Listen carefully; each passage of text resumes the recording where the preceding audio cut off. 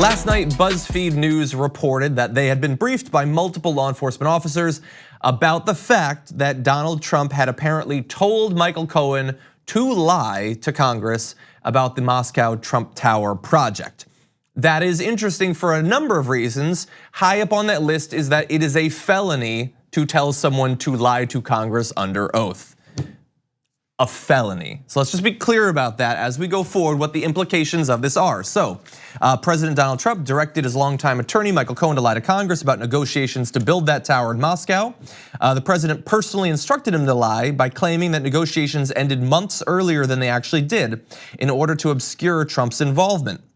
Trump also supported a plan set up by Michael Cohen, reminder that was at the time his personal lawyer, to visit Russia during the presidential campaign in order to personally meet President Vladimir Putin and jumpstart the tower negotiations. Quote, make it happen, the sources say that Trump told Cohen. The two law enforcement sources say he had at least 10 face-to-face meetings with Cohen about the deal during the campaign. And sort of adding on to this, the special counsel's office learned about Trump's directive for Cohen to lie to Congress through interviews with multiple witnesses from the Trump organization and internal company emails, text messages, and a cache of other documents. Cohen then acknowledged those instructions during his interviews with that office. All of that is a point that we're gonna return to shortly, but what do you think? So here is what's going to happen, is the president is going to deny as much as he can, and he has already taken steps on Twitter to kind of point out those who are attempting to appeal to the president by trying to discredit Michael Cohen. So that is him closing the loop. But the only kind of legal defense I've seen from the Trump White House when actually deciding to face these kinds of developments is, well, I mean, he just asked him to do stuff. The president isn't the lawyer. The lawyer's the lawyer. If the lawyer goes ahead and lies, isn't that the lawyer's fault? Because the lawyer should know the law. But in America, we have decided that if you actively try to get someone to lie, that to specifically Congress, then that is a big deal. Yeah. You can't just do that. And they want to point out, oh, he's kind of like a businessman, he's from New York, he's like, come on, cover my tracks. Even if that were to come out that explicitly, like— What does that argument mean? What they're saying is like— let's rob a bank. If you say it in that tone, it doesn't become legal. But that's exactly the tactic that they want. So if you, and you'll find them absolutely saying it, because they've done it in the past when they were talking about Cohen. It's like, Cohen was my lawyer and Cohen did all that stuff. How am I to know the law about other things having to do with payments to people to cover up whatever potential sex stories might surface? The separate felonies that could potentially take down the president. And that's a separate felony, but they're gonna probably use the same, because that's Trump's like appeal and tactic the whole time, is to just be some guy. Yeah, and it's all nonsense. I mean, Michael Cohen lying to Congress is a crime for Michael Cohen. It is a crime that he is already suffering the consequences of. Telling him to lie is a separate crime, and it's a crime that it's not like all of this just exists floating through outer space and we're trying to get a grasp on it. This is startlingly close to what happened under Nixon. I mean, this is one of the things that formed the basis for talks of impeachment against the president. That he was counseling his legal representation to lie, to purposefully derail the investigation. And there was one article a little while ago that I saw that was Trump's slow motion Saturday Night Massacre. Because the lesson from Nixon, who in addition to doing what you said, just went in and fired a bunch of people who were in charge of the investigation and inquiry into his misdeeds. But the analysis of this, and I forgot who wrote it, and I'm terrified that it might be Chris Cillizza, but it might also not be. But if it is, you're done. If you quote him, you're done. Sit in a dark room and cry that I like something from Chris Cillizza, but I don't think it was from him. But the idea that in this situation, Trump has learned not to not fire people and get rid of people who are involved in investigations, but slowly to dismiss them over time, as though the Lady Justice's visual acuity is based on movement. Yeah, she's much like a T-Rex in that respect. So before we get to Trump and some of his representatives responding, at least in a roundabout way, to these charges, I want to talk a little bit about obviously with any story, you can't simply accept what is in the report as necessarily true.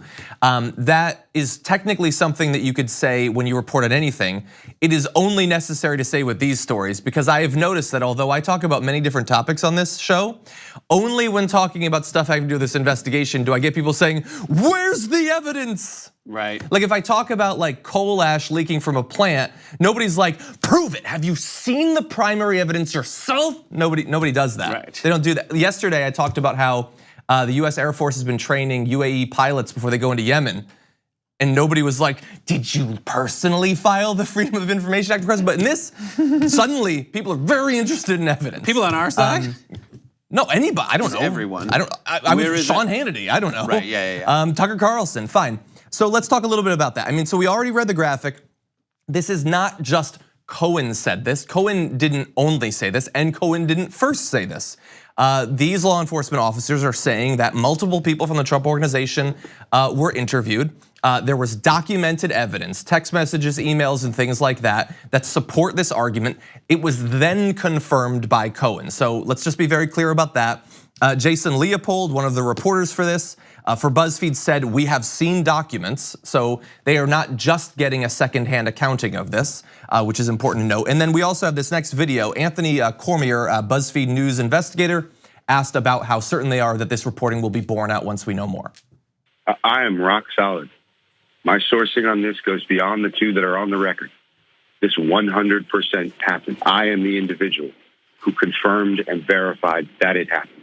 I am telling you that our sourcing goes beyond the two that I was able to put on the record. We were able to gather information from individuals who know that this happened. This is a thing that it happened. Which is not to say that in the end it will turn out that those law enforcement officers, as well as other witnesses, were lying about this or mistaken. That is entirely possible.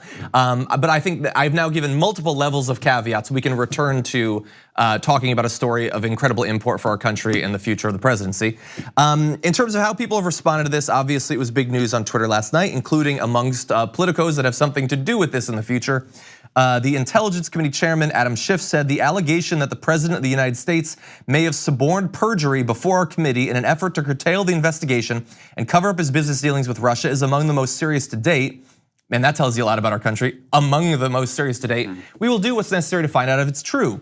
Bernie Sanders tweeted, if this report is true, Donald Trump committed obstruction of justice, a felony and a potentially impeachable offense. I am glad that the House will be investigating this serious issue, which they will. Now, moving on to the representation. Lanny Davis said, I believe he said something to the effect of that this is ridiculous, but did not say the president didn't tell Michael Cohen to lie. Donald Trump tweeted, Kevin Corke on Fox News, because remember, he wakes up and he watches Fox News for 4 hours and tweets what he sees. Don't forget, Michael Cohen has already been convicted of perjury and fraud, and as recently as this week, the Wall Street Journal has suggested that he may have stolen tens of thousands of dollars, lying to reduce his jail time. Watch father-in-law. Because if we now have new evidence that you've committed obstruction of justice, why not respond by committing obstruction of justice with witness tampering? He's so ridiculous. He's saying, if you don't stop cooperating, I'm going after your father. Is that, yeah. And that's the third most important wrinkle of this today. Maybe Father-in-Law is like a new show that he watches on the Me channel. Don't cancel it. Well, one more comment. So Rudy Giuliani, according to Philip Rucker, Rudy Giuliani responded to the BuzzFeed story saying, if you believe Cohen, I can get you a great deal on the Brooklyn Bridge, which is two things. One, again, Cohen is not the primary source for this information. Two, that's not a denial that it happened. Right. And three, exactly what got Chris Christie in the first place. This is the new Bridgegate. Exactly, yeah. Yes, specifically, like, it's funny to kind of put forward this thing about Michael Cohen being convicted of perjury, because the way that he was convicted of perjury was through corroborating evidence. So in this situation, you will have, the reason that the BuzzFeed reporter felt confident in publishing these stories about how Cohen was told to lie was because he had corroborating evidence. And if it goes to, if that is all based on stuff that Mueller has and other people in the special prosecutor's office have, then at that point, that is what he's going to go on in order to get these convictions, and will precipitate any kind of high crime and misdefelony that the president has perpetrated. Yeah, and look, let's put this in a little bit more context. We already knew that Michael Cohen had lied about this to Congress. If not at the direction of the president. What is the other explanation? Because he's a swell guy who's always looking out for his buddies? It kind of always had to be this. Now that is not proof of anything, but it does fit in with that. Also, at the time, an interview, very interesting one, we've played it multiple times, with Paul Manafort. Now that we know a little bit about what was going on with these financial dealings, this quote makes a little bit more sense. Take a look at this. So to be clear, Mr. Trump has no financial relationships with any Russian oligarchs. That's what he said. That's what I said. That's obviously what our position is. That's the guy who's been put in a very tough position. And let's just jump. We're gonna need another minute. Let's just jump to the significance of this. So we just had the confirmation hearings of William Barr. So let's say, what if we could go back in time and get them to ask questions about exactly this situation? We just did, and they did. So here is Lindsey Graham. There was some reason to believe that the president tried to coach somebody not to testify or testify falsely. That could be obstruction of justice. Yes, under that, yeah, under an obstruction statute, right. Yes. So if there's some evidence that the president tried to conceal evidence, that would be obstruction of justice potentially, right? And maybe it is. Another one, let's bring up Amy Klobuchar. You wrote on page 1 that a president persuading a person to commit perjury would be obstruction. Is that right? Yes. Okay. Or any person who persuades another to, yeah. Okay. You also said that a president or any person convincing a witness to change testimony would be obstruction. Is that right? Yes. Okay. Okay, so again, we don't know for 100% if this is true. There are people who do, by the way, know if it's true or not. And if it is, William Barr's on the record. That is obstruction of justice. Does he pull his attorney general nominee? Because guess what? You're not going to find any high-ranking legal minds that don't think that that's obstruction of justice. And if you do, that's a really, really sad. I mean, what if he does? He pulls Barr. He's like, oh, that's real bad. Because if that turns out to be true, I think that's it. And I haven't really said that before, like the that's it moment. But if he told Michael Cohen to lie, and they have documented proof of that, and then Barr's the attorney general, I just don't see how you don't go forward with a prosecution based on your buddy Mueller, because a lot of that testimony also was literally parts where Barr says, you know, the Muellers and the Barrs are close friends and will be after this.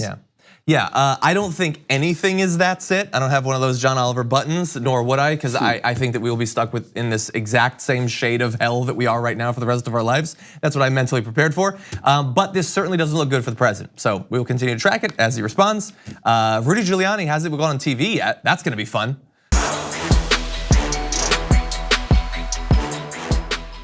Thank you very much for watching this clip from the Damage Report.